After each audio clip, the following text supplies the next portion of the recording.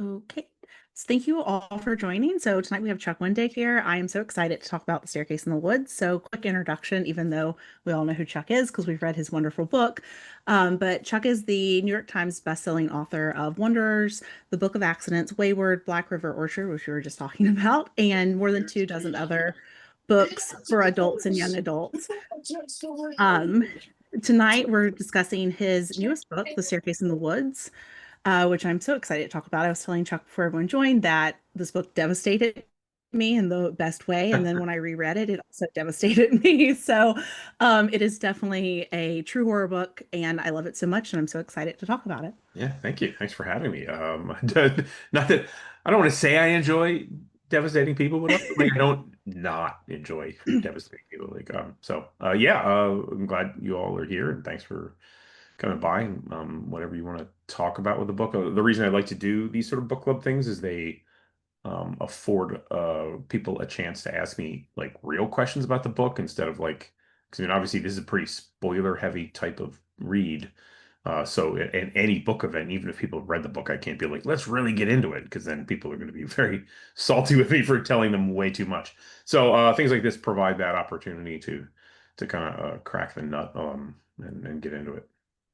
Yeah, I'm super excited. So I just want to start with saying that this feels like one of the darker of your books Yeah. to me. So did you go into writing it thinking like, I want this to be heavy on, I mean, I feel like it's a little heavy on the gore, but it also is just very heavy and like the not only the themes, but the imagery throughout too.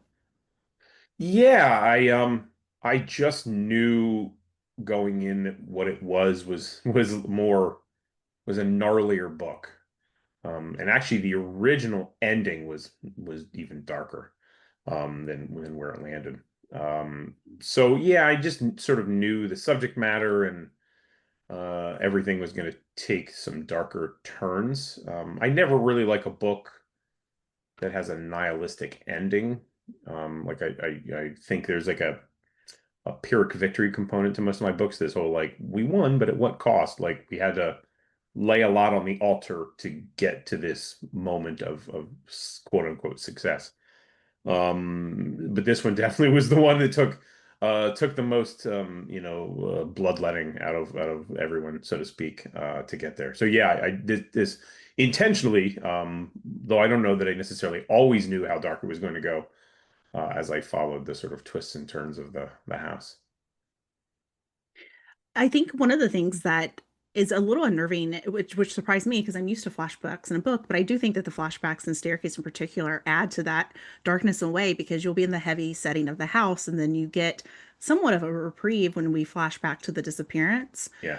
But even that's heavy in and of itself. Can you talk about the decision to include those flashbacks and then also relate it to that to tell the story of Maddie's disappearance and the aftermath in that way? Yeah, I first of all, I just really enjoy so like with storytelling, I think one of the things that's most important is establishing rhythm. So as you go, and it's true even on the individual page, right? Because you're going to write a short sentence, a long sentence, a medium sentence. You can't just do 10 short sentences in a row. And in the construction of the actual prose on the page, it's going to be, two sentences that are their own separate paragraphs, but then one larger paragraph, and then maybe an even meatier, bigger paragraph. And that's establishing a sense of rhythm, a sense of variation and movement throughout the draft. And so um, plot and arranging sort of plot kind of works the same way. The revelation of events if it's all just kind of in a single order, or I mean, not to say that that can't work, but I don't think you give anybody a chance of experiencing the rhythm if you're not kind of switching a little bit, switching it up as you go. So it's one of the things like in a lot of my stories, I'll do interludes or other things that'll sort of like as you're going straight, suddenly there'll be a hard left turn into a different thing. Flashbacks also can be kind of a different right turn into some different spaces. And it also gives everybody a sort of a break from the excitement and tension. Like you're sometimes always trying to like you want to build tension, but you can't build tension endlessly. Because first of all, it's just very upsetting. But also because like at a certain point it just feels too samey, and that's part of the other value of rhythm is you don't want things to feel too dull as you go along. It's just like, well, it's the same. We're building to this. We're building to this. We're going through the house, the room, the room, the room. But if you break that up and you're like, well, now it's time to tell a different part of that story. And I always sort of follow it like I prefer to only give the things to the reader that they need to know at the time they need to know it. I prefer not to give it to them too early, and you certainly don't want to give it to them too late because even until too late, it feels like they missed something or like they're now confused, and nobody wants to be confused. But you sort of like parcel it out in a way that feels appropriate to the revelation at the moment. So you're in a room, and then suddenly we're now somewhere else that's explaining why that room may have some emotional value to that character. So I always like to do that, and I've kind of done that from the beginning with a book of mine like Blackbirds. I was very keen to be like, how did this person get to be this person who can see how you're going to die when she touches you? And then flashbacks start to, they're like puzzle pieces. You start to kind of like lay those pieces in. And they're not always in an order. They're not always in a row. Sometimes it's a puzzle piece up here and a puzzle piece down there. And the past gets filled in to maybe provide context to the present. There's a long answer. That was actually So it's a no, very long no, it was answer. Yeah. perfect because my next kind of question was on the tension in the book. I mean, I think throughout the whole book, the tension is very high, but you do a great job of building in those breaks for us as readers to not be overwhelmed by the tension or the dread. And so I think kudos to you in your writing because at no point in the book did I feel overwhelmed as a reader. It made me want to keep going, but I really appreciate it, those breaks and those flashbacks, because it does help keep the tension built and maintain it without feeling exhausting as a reader. Thank you. Yeah. Like sometimes it's like I always say, like tension is like a buildup of oxygen. And sometimes that buildup of oxygen, you're going to set fire to it and explode everything in a sort of an exciting, climactic moment. And sometimes you're actually going to like just kind of pop a balloon, or sometimes you're going to divert it. There's ways to sort of move that tension into different spaces, or sometimes you're going to delay it. So the tension feels like you have a reprieve, but you also know it's coming back to get you like a monster you thought you killed, but that's going to get back up. Yeah, definitely. So Owen in the book has OCD, and I found that his your depiction of his OCD feels very accurate. Did you have to do any research for Owen to get that depiction of OCD correct? No, because that's me. It's, Okay, same yeah, same here. yeah, that's very much my, I'm a mess in so many ways. So no, that was the first time I sort of really leaned into that depiction for part of it is also because I don't think OCD is often, I don't want to say well depicted, but it's often narrowly depicted, like a single type of experience, like I have to turn the light switch 3 times or my mom will die. And you're like, well, that is not traditionally my experience of everyone's OCD, certainly not mine. So yeah, I wanted to kind of put that out there. I mean, obviously I dialed it up in a horror context, just like everything else is, but it's all true to form to things that I've experienced or gone through or had to deal with. I think I thought it was interesting too because I think to me Owen's like really the heart of this book. I mean Maddie is sort of I see him almost as like the guiding post. I mean he gets painted as almost like the good friend of the friend group, like he can almost do no wrong. But to me Owen really feels like the heart of that group. He always seems like he's trying to take everyone's best interest into account, do the right thing. And so I thought that the conflict between him and Laura sometimes was frustrating to me, not because of Owen, but because of Laura's reaction to Owen. And so I didn't know if you had any thoughts on like the group dynamic and also how you structured that friend group. Yeah, having had a similar friend group, I never ever want to take people from my life and put them in a book. I don't think that's fair to both them and also really not fair to readers or to the characters. But what I do in both in situations in my life and people in my life, there's a kaleidoscope view where you're like, I'm going to look at it and then look at it in the broken kaleidoscopic view and do that thing. You keep turning the kaleidoscope until it gets more and more warped. But there's something in there. So, like, a lot of these characters in a lot of this friend group dynamic are either dynamics I've seen that are sort of twisted and tweaked. So you're like kind of modifying them to feel different from things I've seen, but that are still true to form. Or they're things that, like, both Laura and Owen sort of represent like kind of a conflict from just myself to myself, just a sense of like the being dynamic and motivated, but then how much are you leaving behind in your motivation and your desire and dynamic to be successful or to create things? What are you pushing aside to do that, and what are you sacrificing to do that? And then if once you sacrifice something, or if you're the one who feels sacrificed, like how does that make you feel? Like certainly as a writer, you look at, I mean, this is true in any, like I'm dealing with our son right now. He plays guitar and he's also a writer. And he's dealing with that very normal thing of like, well, there are kids I've noticed who are doing this better than I am. And you're like, well, yeah. Yeah. I mean, and then I'm like, there are also kids who are looking at you and thinking that kid always does it better than me, because that's how it is. Like, as a writer, as a published author, like I know there's a lot of people who look at me and be like, oh, he's really achieved this, that, and the other thing, and it's like a bestseller thing or an award thing. But then I look and there's so many people who have accomplished so much more in so many different things than I have. And so there's that sense of that like creative tension that kind of motivates you and urges you, but can also, if you're not careful, can sour and create this sort of bad feeling. So like Owen may be the heart of the group, but he can also be kind of passive aggressive at how he addresses that and how he deals with that, and he can be a little bit of an anchor instead of being like a motivator. He can be a more guilt-driven person, as opposed to someone like Lore, who's so hungry she's a little shark-like and will eat whatever gets in her way. And so these two people that might have once had a healthy dynamic and how they feed off of one another's that energy, like one who's a little more like softer and creative, and another one's just a little more like driven and agitated. If that kind of sours, then what's that like? Especially when you introduce, romantic tensions and just general friend tensions, and also the tensions from having bad families and, not necessarily having a healthy life dynamic in general. And so I wanted to sort of just hit on all of that. Initially, it was that the book had Hamish as a full POV in the first draft, and it just felt distracted with him, and it didn't feel essential. It felt like you could reveal his stuff more succinctly outside of the one chapter he really does get in the book. It felt better to kind of keep it to that tight coupling of Lore and Owen. That makes sense. I was going to ask about the characters too, because I was wondering if it was always Maddie that disappeared in the drafts or the versions of this book, and if It so, was, why did yeah, it have to be Maddie? yeah. It was always Maddie. Okay.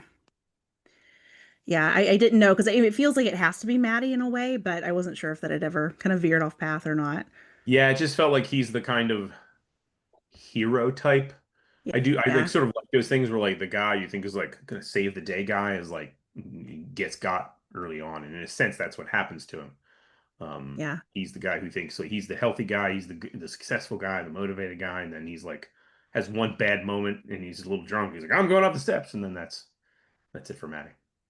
It almost feels like a little bit of an after school lesson too, of So like, yeah, don't probably. get drunk and go Yeah, upstairs in the don't get woods. drunk in the woods. You can go upstairs. I really love the house references throughout the book, and especially the passage where it's talking about a house doesn't become a home until you really are in it, but then your home takes on your own personality and what's going Yeah. on in it. Can you talk about the importance of the house and staircase and how it became its own character in the book? Yeah, I've like the staircase idea came to me very early on. Like I have a notes, like I use the notes app on my phone for writing down like story ideas. Generally, I don't write down my ideas because I think ideas are garbage. And so I'm like, it's only when an idea nags at me enough times do I think like, well, okay, it's kind of won the idea Thunderdome in my brain and it has emerged bloody and victorious. So that's when I will write it down. Um, so the staircase idea was like the first item on that notes list that I started years ago. Um, but even around that, something I'd never really written down was I always wanted to, like, I love haunted houses and ghosts and stuff, and I really wanted to play with the idea of like this idea that the ghosts are not necessarily like dead people, but they're like the memories of a house being replayed, and like a house records the things that go on there, because the house gains a sense of awareness because of all of the minds imprinting upon it over the years, the all the love and all the joy and all the terror and all the hate and all the heartbreak and the grief and all the things that come with being people in a house. And I like the idea that it was a sort of a recording things and then replaying them back and then kind of taking that idea and sort of mashing it together with the staircase idea was like, oh, I now I know it's at the top of the stairs and it's this place. I love that. I also really love that because of that, the way that you structure the house, each room does kind of feel like its own haunted house theme that Yeah, you might encounter if yeah, you're going through like a haunted house attraction. Was it yeah. I fun for wanted it to feel like a like what if a haunted house attraction was like a genuine nightmare, like not like guy with chainsaw, but like, hey, this is like a place where something very, very bad happened. Yeah, I mean, even when they're going through like the crawl space, it almost feels like when you're like in an escape room or something, and you're Yeah, like, how am I trying to get out of here? And like, what am I going to encounter in this crawl space? Um, yeah. I assume that it was very fun for you to be able to write each room kind of differently in this book because each room does have its own scares, but also its own kind of emotional reveal for the characters. Can you talk about that for a bit? Yeah, like it was first draft, it was like I had to sort of like with a second draft, I should say, I really kind of had to dial in those rooms a little better. Because on the first draft, they were a little like diffuse, like they had more, there was more rooms and like some, it didn't always feel as like tight. Like I didn't want every room to just be a character reflection because I did want the sense that this house existed beyond them, that it's not just a Freddy Krueger designed to torment them. Like it's designed to torment anyone who goes into it, including the current batch of characters. So like I want them to be in rooms that have nothing to do with them, but then also like find rooms where, they have a parent being reflected in there or some horrible thing that they're aware of or that they partook in. So it was trying to find that balance of like keeping the mystery going, that the house is definitely talking to them and reflecting to them and working on them. But at the same time, it's also working on them in a more general sense. Like, here are a panoply of horrors that have nothing to do with you. Everything is a horror. It's not just you people. It's like I have consumed many nightmares in these rooms, and I'm going to show them all to you and break you down one by one. Yeah. I thought one of the biggest reveals or and the thing I wasn't expecting this at all when I read it was the revelation that Nick had been to the house before and that it Yeah. had let him out. He's kind of it seems like he's almost I mean to me it's almost like he's infected by the house. Yeah. Was the timing of that revelation always where it was or had you considered moving it earlier or even later in the book? It was always about right where it was, just because that felt like a nice sort of mid-pointy revelation, like a time when you needed to know that that was happening. There was initially in the outline, it never got written into the first draft. There was more like when they go down into the finally into the house, there was actually a whole other floor where there were some of the people who had been to the house lived there still. Oh. There was a whole other character who did get written into the first draft who was living there presently, who had investigated the house through a weirdly the U.S. Postal Service has a law enforcement branch, Oh. which is kind of fascinating. And sometimes what they investigate is like weird stuff that doesn't add up, packages that come from a place it shouldn't, or addresses that don't exist that should, or should exist that don't. And so I had a character who worked for that law enforcement discover like a mailbox that shouldn't exist with a door that exists in a field. And so she gets trapped in the house and has been there for like years. And so has some more knowledge about the house when the characters come in. But it actually felt ultimately like, first of all, tonally, it was a different vibe. It had a little more X-Filesy control sort of thing. And then also it was like it explained a little too much. Like, Yeah. and she was too cynical and didn't really fit with the ending. Like there was no personal connection to anyone. So it was just so I really love that character, and fully intend to write a whole thing about that character because I think someone who is investigating weird mail mysteries for the U.S. Postal Service has some really cool stuff.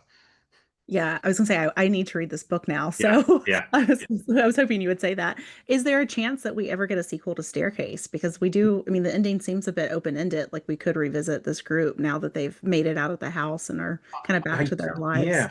I would. I totally would. I'm not sure. Sequels are fraught business. Like I've written a number of series over time, and they're hard because publishers kind of don't support follow-up books as well as I would like them to.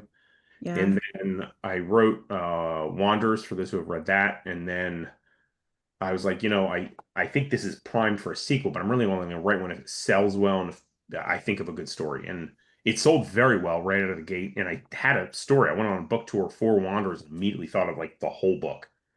And so I did write that, but it just never. I think actually think it's a say a better book, but a more interesting book than the first one, the sequel. And but it never took off sales wise in terms of how the first one did. So sequels are tricky. So I would need to really make sure that there's something there. There's really some meat on those bones, and I'm going to commit to that. So I won't say no, but it's and one thing I might explore is kind of doing like sequels that are novella based that I can control Yeah. from just a sort of a self-publishing perspective, just because again, publishers don't really want to produce sequels most of the time. And if they do, they're not going to support it like I want them to. So in those cases, sometimes it might be better to control that output a little better and differently on my end. That makes sense. I mean, I would love to revisit this world, however you'll you'll give it to me. So I would love to know what this Yeah. group is up to afterwards, especially with Maddie, because I mean, I don't, the trauma there too, and if it is him and what's going on with him, and even like Yeah. Nick and everyone, I want to know how they're Well, that doing. was the thing. The initial ending answered that question, and it Oh, felt like the story was old. First of all, it was very dark, and but then it was also like, well, the real journey and the arcs in this book are about the four characters. Like Maddie is kind of the MacGuffin. He's the thing they're searching for, less so a fully formed character that you are trying to see. So yeah, they have a resolution. These four characters ultimately have a resolution at the end. They are together. They're working together. They are friends again. For as fraught and as messed up people as they are, they have figured out that they do need each other and that the covenant is sort of a thing again. So the resolution of Maddie as a question mark then sort of leaves a taste of mystery, but the mystery doesn't have isn't then that these characters they've resolved their thing. He's the only unresolved mystery for them. yeah, that makes sense. I'd love to open it up to questions from our members if that's okay with you. Oh yeah. Awesome. I'm going to put myself on mute, so feel free to take yourself off mute and ask away. So I have a question. Yeah. So this is like such a interesting version of a haunted house. It's like you really kind of blew up the idea of a haunted house and took it to a very different place. So it's not Yeah. strictly a haunted house, but it's like that's kind of where it is. Did that sort of just flow? Or were you think once, as you developed the idea, were you thinking like, well, how can I kind of sidestep other haunted house Yeah, like I ideas? literally was mechanically trying to think of how I would make this idea of a haunted house less so about ghosts, but more like the house itself Mm, is the ghost. And I think I even refer to it as like it's like a hell for bad houses. Like the ghosts are the bad houses, not the people, but what the people did in those houses, and it affected the houses in a negative way and ruined them and changed them. And so it was a search to try to figure out how to mechanically make that work and be interesting, also without hyper explaining it. mm, Not to say I think there's anything bad with explaining anything, but there was always discussions on like in a fantasy novel, right? Like your magic system, is it like everything is super codified and you just have you like the rules are very clear to both the characters and to the reader? Or is it like a little hazier and there's sort of rules, but then they can break the rules? Or is it like super just like magic is crazy and we don't know what's happening and the reader is never really going to figure that out? I kind of favor that middle ground for horror. Like, I want you to be able to obviously understand it, and I want there to be some rules. Horror films and horror novels are very driven by, like, what are the rules of this thing? But I also think, to a certain level, having too many rules or codifying them too completely robs some tension, because if you know how things work all the time, then you're not necessarily as easy to scare or to create tension. So the line here is just trying to figure out how you reveal this thing and what the rules are without making them so um, intensely rigorous. I think you did a fantastic job of that because it's Thank sort you. of you kind of get it and it all kind of makes sense as you're reading it. I'll But take it. you Thank you. haven't given us, you don't like spoon feed like what it is. Like so Yeah. I think you did a really nice job of doing that. So yeah. Thanks. I mean, yeah, it messed me up, but in a good way. So, That- so thank you, I that's think. that's the win. I like that. Yeah. Yeah. Yeah, hey Chuck, how are you doing? Good. How are you, Brad? I'm good. It seems like everybody, not everybody, so many folks have done haunted house books the last year or two. I mean, how to sell a haunted house, the Handyman's Way, incidents around the house. Why do you think this has suddenly become? It's always been a subgenre, so to speak. Why do you think it's become so popular just in the last couple of years in horror literature? Oh, the pandemic. I mean, we've all been Hmm. trapped in the place. And so I think from just a horror perspective, we're always looking to ways to go. We always look for ways to take the things we know and turn them super messed up. And I think, as we continue to kind of go through horror as a modern and then a postmodern and then a post-postmodern kind of a thing, and then come back around to sort of classic ideas, we're always looking for ways to tweak and turn things so that they're fresh but understandable, classic but new. And so I think there's, especially as you get new crops of horror writers, they all, we all want to take a crack at like, what's our haunted house going to look like? What's our vampire story going to look like? What's this, this, that, and the other thing going to be?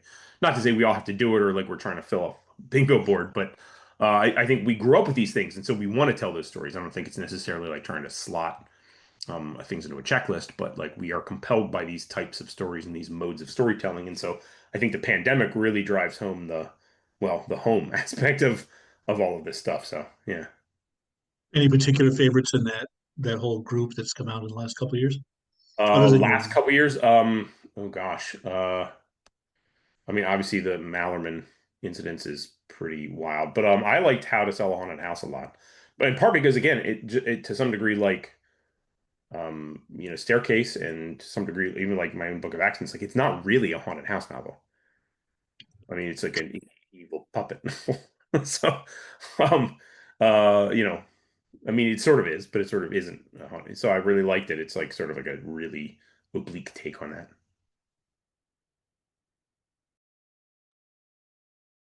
Someone asked in the chat if we could know more about what the original ending was.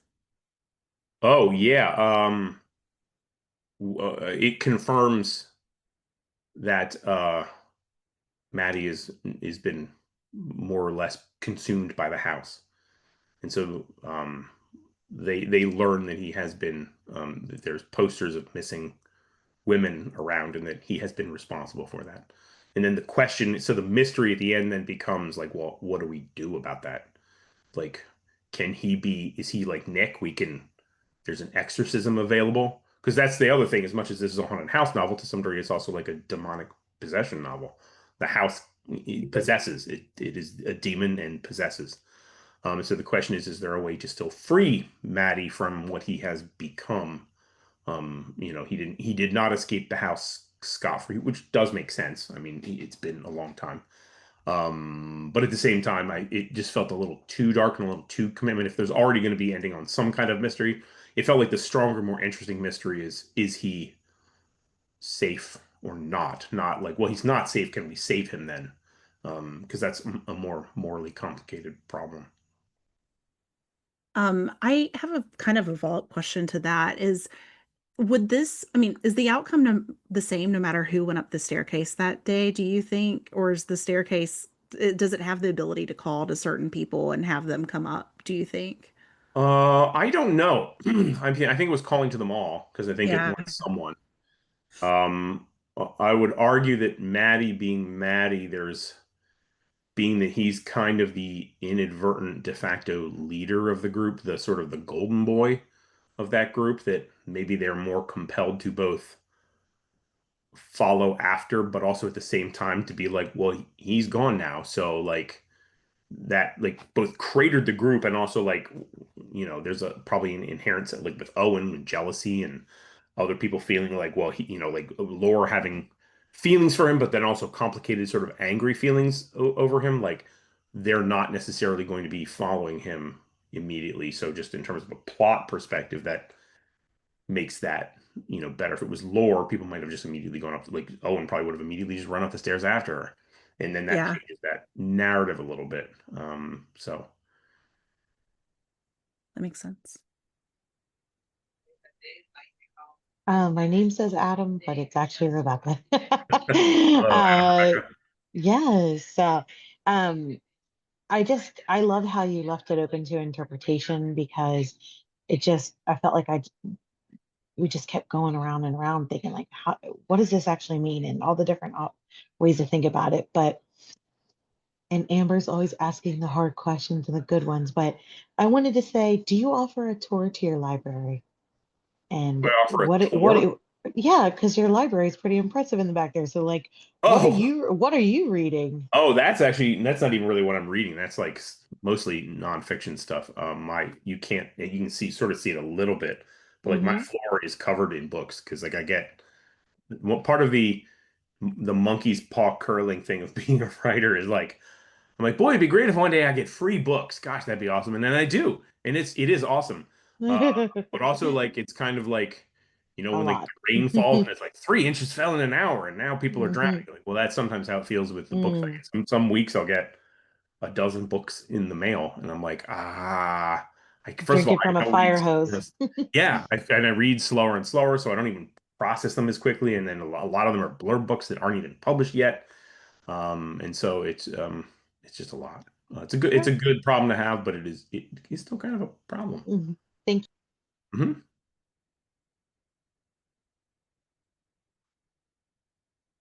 Anybody else? Comments, prayer requests, death threats, proposals of marriage?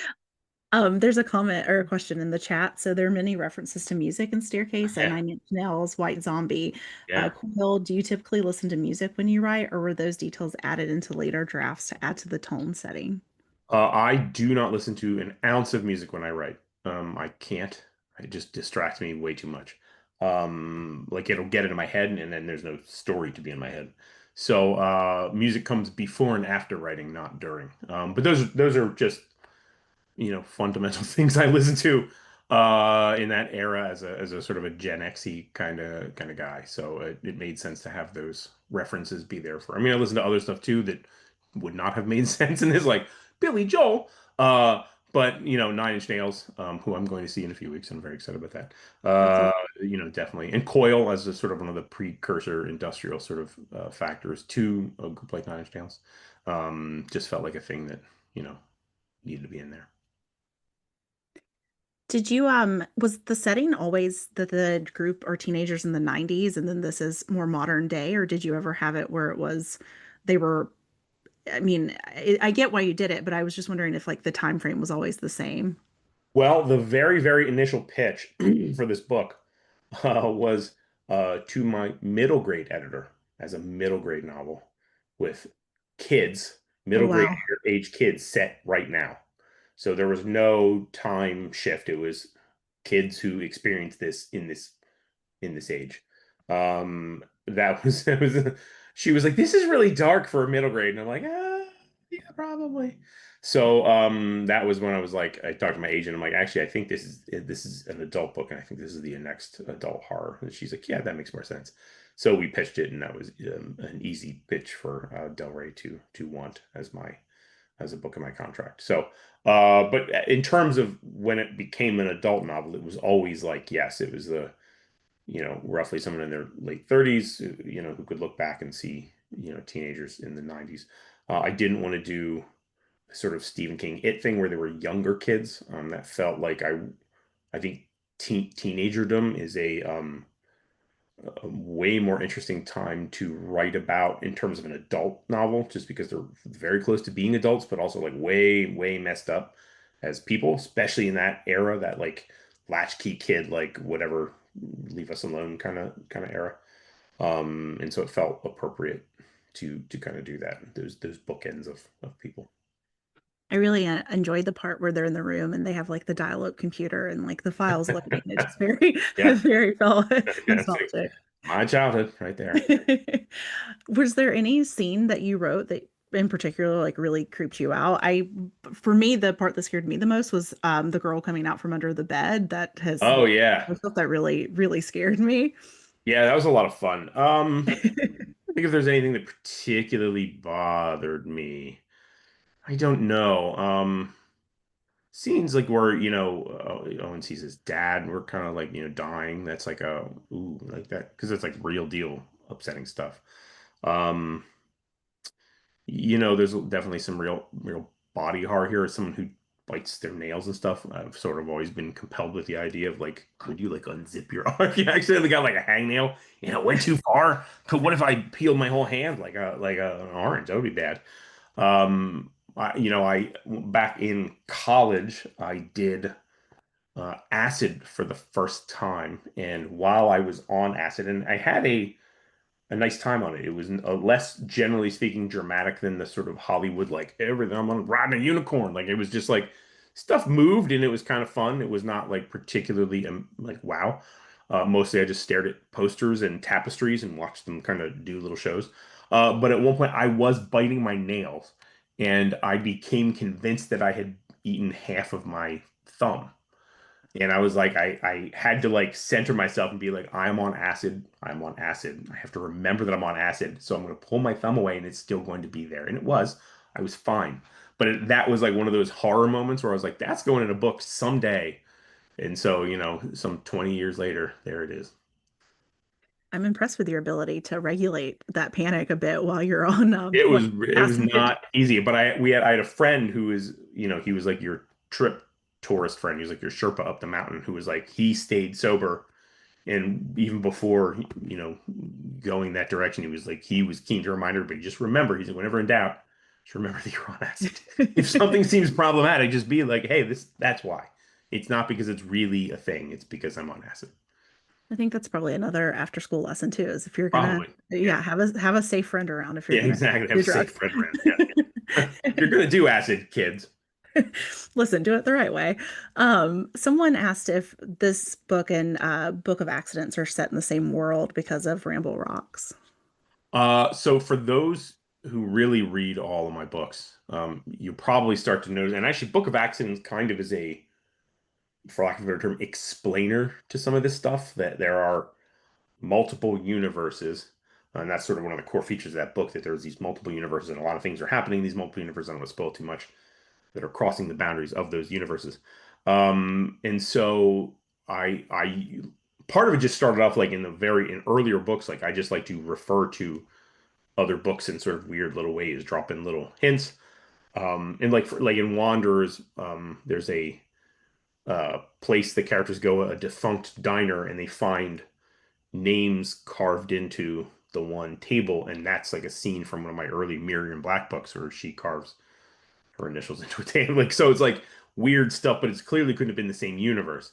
And so there's like ways to initially like like Creole from Wanderers, he's not president in those books except for when he takes control of it in Wayward. But then in some of these books, he is president. Some of these books, he's failed that presidency or was assassinated or whatever it was. So they sort of mark these like little differentiations of like which universe you're in. They're not necessarily in the same universe, but they're neighbors to each other. This one was initially a lot closer to our actual universe, and that Creel was not referenced as a president. The early draft is actually just Trump, and this is pre-current election that I've written the book. So then I was like, well, I don't really want to put him in a book now. Like that's we're all going to be hearing his name way too much. Uh, going forward. So I'm like, I'm gonna actually use it as an opportunity to reconnect it to the sort of Wendig verse and use Creel as a sort of a stand-in for that. I love the Wendig verse because it always makes me want to go back and reread the other books Thank and you. Yeah, like I had this obscene idea where I'm like, I want to take some of the characters who have sort of fallen out of other books who I know I'll never get the chance to really write about again, and Maddie is could be one of those characters, and like yeah. I have them all together in some weird universal clash solving a problem, like Oliver and like Pete from Wanderers. Like I'm like, I have like, even kind of figured out the plot, and it's like it's no one will ever buy that book to publish it. So I don't know if I could ever even write it, but maybe I'll find a It's small like publisher. it's like the Avengers, but for your Yeah, yeah, character. like a weird horror character cast off version of the Avengers, like a weird, horrible Scooby Gang from the trash pile of my stories. No, I love it. Alex has a question. So they said the house hid its horrors in the same way we hid the horrors of our own secrets inside our own bodies. Like they had to free those secrets to be rid of the house. Was that a connection theme you were going for? Yeah, yeah. I mean, it's definitely like there's both a literal sense of moving through the house and having to be shut of it, but also like the book has a sense of like processing trauma is important, and processing trauma sometimes not alone is also important. And the book is very much that, and sort of getting things out is important. Brad said, so you're part of the end of the world as we know it too. The anthology, yeah. Yeah, so I mean, I'm sure most of us know, but do you want to talk a little bit about it? Yeah, so there's a obviously The Stand is a novel that is amazing. one of the greatest end of the world novels of all time, Stephen King. And the editors, Brian Keene and Chris Golden, were like, we're doing, with King's permission, a anthology of stories set in and around the Stan universe, and set like all the way through a timeline, like before it, during it, just a little bit after the book, and like a long time after the book. And so I wanted, they gave me a chance to pitch. I pitched, and it worked out pretty well and got in. And so my story takes place in like current era, so it's like a pretty good distance from the actual events of the Stand, and it's sort of about the sort of the cycles of evil and how they repeat and what we do with them, and so forth. I loved your story. That anthology is really special, and I'm excited for Thank all you. of the events that are taking place on release day 2. Nice. It's really neat. Thanks. Chrissy wants to know which one of your books was the most difficult to finish. In terms of writing, um, probably Wayward was maybe the hardest, just because I had so like I wrote Wanders before a pandemic, and then an actual pandemic happened, and then I was having to write the sequel to the pandemic novel, in which the pandemic was over, and I was having to write that during an active actual pandemic. And I found, like, I experienced a kind of writer's block that went well beyond just writer's block. Like, I had nothing. It was like just staring at a white space. Like, anytime I would be like, story, please come to me, like, I had nothing. So I had to sort of like build up like atrophied muscle just through little blog posts and just like writing little paragraphs here and there that had nothing to do with anything. So I finally, like 6 months after kind of trying to even start Wayward, I was able to start it. And then it was kind of just a slow and steady wins the race. But I would have this thing normally, like, my head lives in like story world. Like, I am always like, my wife will be talking to me, and she'll be like, "Oh, you're thinking about a story again." I'm like, "Wow, like, did you just say something important?" I'm very sorry. Like, I was thinking about characters doing stuff. And so, but Wayward, I had none of that. Had no, like, I would sit and write my day's work, and then I would leave the keyboard and forget. Like, it was like I would fugue out that I was even writing a book. So I would sit down the next day and be like, what's happening? I don't even know. So I would just sort of like fumble my way through it. And then somehow, like, my editor was like, "This is really good." They actually did. And she's a hard editor. Like, I always had to do a lot of work on my drafts because that's how it is. Wayward was fairly clean from the get-go. She's like, "I really like this as it is." I was like, that's good, because I don't really remember it. I should probably read it and see if did I do this? Did I do this? So that was just a weird one to write. It was just a difficult one, sort of emotionally and mentally to process. I really love that book, especially Gumball. So thank you for writing it. Gumball's he does have a novella. There's more Gumball out there for those who I don't know. love Gumball. Rex said that Coors Light is indeed sadness in a can, and they Hmm. also Sure. want to know, was Marshy always going to be the curtain opening scene to the horrors of the house? Yeah, yeah. I just had that was always one of those things that just sort of marked my mind. I'm like, that's how this starts. You want that just sort of like from a movie perspective, that's gonna be like, what the hell is happening? So yeah, absolutely. She's like really frightened me for some reason. Like I don't know what part of like my psyche that got into, but I'll take it. Marshy Yeah, really scares me. thank you. Yeah. Willie said, "Can we touch on the timeline while they were in the house? They haven't read the book since April, but they think that we're led to believe that they're in there for a few weeks or months, but question if they were in there for so long." Yeah, I think the suggestion is they're in there for at least weeks. Though time is not super clear. Um, I think when they come out, we're not really entirely sure how time has passed. There was initially like a longer sort of examination of that, like a greater unpacking of the sort of after effects of having come out of the house. But it was one of those things where, first of all, just modern publishing, just to sort of give a little inside baseball stuff, modern publishing is trying to keep books trimmer and trimmer, and I tend to write bigger and bigger books. And so that does not work. It doesn't work as well. Like, foreign publishers don't want to buy them. It costs too much to print them. So we were trying to keep it at a certain length.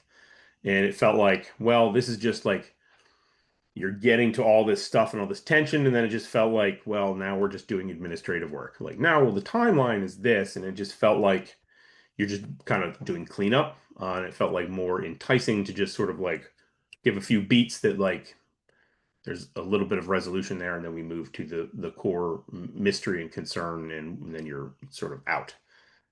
Just sort of a clean and clear exit from the book. I really love that this book, the afterword of this book, especially when you talk about not being afraid to get lost. Could you talk a Oh, little thank you. bit about it for a bit? Yeah, I didn't before I wrote this book, I read the Rebecca Solnit book on my trip to Amsterdam. I picked the book up in Amsterdam, but at an English language store. And it just spoke to me in a big way, even though it wasn't in all about what I wanted to write. It helped inform what I was going to write. Just that sense of like the essential nature of being lost, both emotionally and physically. There's value to it. And it's something that she points out in her book that everyone was always lost once upon a time. You know, if you left your house and went anywhere, you did not know where you were a lot of the time, and you had to figure that out. Even pre GPS, just being on the road, like I would drive home from college, and you'd be like, I don't know where the fuck I am. Like, that exit is closed and I can't go the way I would normally go. And now I'm like, I have to figure this out. I have to look at a map. I am lost, officially, formally lost. And it was regular enough to not necessarily be scary. And I think there's something useful to that sort of outlook. And then applying the horror context to it of being lost in this sort of nightmare house, but also finding that that's how you or how these characters sort of process that journey and how they, none of this happens if they don't go to this house and get lost. I mean, it feels so important too to them that and I feel like maybe they don't give themselves enough credit while they're in the house is that, I mean, they have breakdowns, but each of them keep going and they really try to hold each other accountable and like encourage each other. And so I feel like that's just adds to like the power of their friendship and how strong they are when they're together. Yeah, and I wanted to make sure that was not ever like twee. Like they were not Yeah. like friendship is magic. High five, guys, we can do it. Like, I wanted to be like they're really messed up people and this feels unhealthy at times, but the sort of the outcome is healthy. Like what's happening, they are supporting each other even in a broken, messed up sort of way, because it's a broken, messed up situation. And it's acceptable for them to be sort of messed up in that situation because it's all really messy. So I didn't want it to be like, we can do it, guys, like rainbows coming out of our tummies. But so just to make that like a darker version of that, but to still have it be, you believe in them to some degree. Yeah, I think I mean it doesn't feel like cheesy or anything. It feels really inspiring and kind of reminds you of like your own power of your friendships that you have in your life. So Yeah. someone wanted to know if you could recommend anything that you've read recently that you loved. You recommend it when the wolf comes home when you were on tour for the book, and they really loved Oh it. yeah. Yeah. Yeah. God, I just recommended some things on Blue Sky. I was just on another trip for 3 weeks in the Nordic countries. The first thing I read, I don't know if you guys know Neil McRobert. Neil McRobert, who does the Talking Scared podcast. He turns out is not only well versed in interviewing horror authors, but he wrote a horror novella about a person and his dog, a man and his dog, sort of fighting back a small evil in the town in which he lives. And it is it's a for like a first, I mean, not even just for a first, for a 10th, for a 20th novella. It is an incredible read, and he's very, very strong storyteller. So that was really good. It's called Good Boy. I don't know when it's coming. I think in the fall.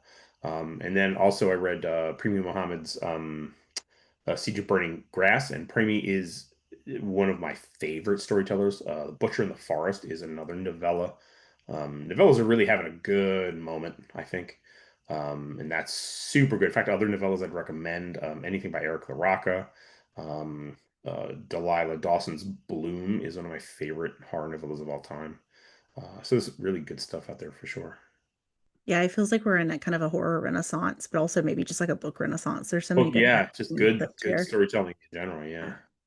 Alex wanted to give you a shout out because they're in another book club with ladies who don't typically read horror, and they read this book and they loved it, and now they're a team. Right. So she said, "Congratulations for Right. bringing new people into the spooky fold." Oh, thank you. That's great. It's good to hear. Do you have anything do you want to talk about that you're working on or any new projects coming out that you Sure, want I to can. talk Yeah, I about? can talk about what I've got coming up next. So as much as I say I don't like to write sequels, I have a two book, like a duology coming out, and they're going to release, if the publisher holds true to their schedule, they'll release fairly quickly within each other. So like one will come, and I think it's like 6 to 9 months later, the second one will drop. They're a little more horror fantasy than just pure horror, though horror is always the sort of North Star for the books. The first book is called The Calamities, and the second book is called Chaos Reigns, and it's about these demon-blooded people who are tasked with finding this strange shape-shifting structure in the Midwest. And what it means for them in the world is nothing, nothing particularly good. And so I'm writing the first book now and just about to finish it probably in the next week or two. And then I've got to go back and edit my next middle grade, which initially was called Don't Open That Door. I'm not sure if that name will hold. It's sort of a really, it's kind of a, almost a, in the same way that like my middle grade novel Monster Movie is kind of a weird companion piece to Staircase. This is also sort of a loose companion piece to Staircase in that it's also kind of a bizarre take on a portal fantasy. And it's sort of a weird, inadvertent critique of AI. um, so a bunch of kids get lost in the story world of a writer who has chosen to use this sort of like machine to tell his stories, and the machine sort of eats the kids and throws them into this bizarre procedurally generated version of the man's story world, and it's even more deranged than what he would have intended, and what it means for these characters to try to escape this story. Those all sound fantastic. I'm so excited that we're getting more like middle grade spooky stories too. So Yeah, and I'm this one's very more funny fantasy, though there's definitely some messed up stuff in it. yeah. But it's more, way more fantasy than it is horror, probably this one. So we'll see. Randy said that you mentioned kids on bikes genre, and this feels like a kids on bike book, which agree with that. Feels like kids Oh, on bike. Staircase. Yeah, very Yeah, much. yeah, yeah. And they didn't know if you maybe could talk a little bit more about the genre and the themes with kids on bikes. Yeah, I love the Kids on Bikes thing because I, was one. Um, but the one thing, and I think that Staircase was important for me to uh, lean on with the Kids on Bikes genre is that the Kids on Bikes are on bikes for a reason. Like they don't want to be home. And it's not just they don't want to be home because home isn't cool, but a lot of times home like sucked in some capacity for in a lot of bad ways. I don't think Stranger Things necessarily hits on that. Most of their home lives are fairly, for lack of a better term, happy, quote unquote happy, outside of maybe 11. So they're not necessarily trying to escape home in a negative way, but they're just trying to go have adventures and be out in the world. But sometimes you're actually trying to literally escape home. In Staircase, I really wanted to sort of cleave to that idea of the kids on bikes thing. I really appreciate how it feels like a coming of age story, but at the same time, we get to see them as adults and how they have now come to age and like how they're interacting and what their lives look like. I feel like I kind of got the best of both worlds with this book. Thank you. I appreciate that. Yeah, of course. Good deal. Thank you all so much for joining tonight. Thank you, Chuck, for Yeah, your thank you. time. Thanks, everybody. I appreciate it. I want to go reread Wayward and Wanderers now, so that's where you all can find me. But I really appreciate you joining, Chuck. We know how busy you are, so thank you again. Oh, it's my pleasure. Yeah, thanks so much. Thanks everybody for coming out. Awesome. Thank you all so much. We'll see you on the next meeting. Bye. Bye, y'all. Have a good night. You too.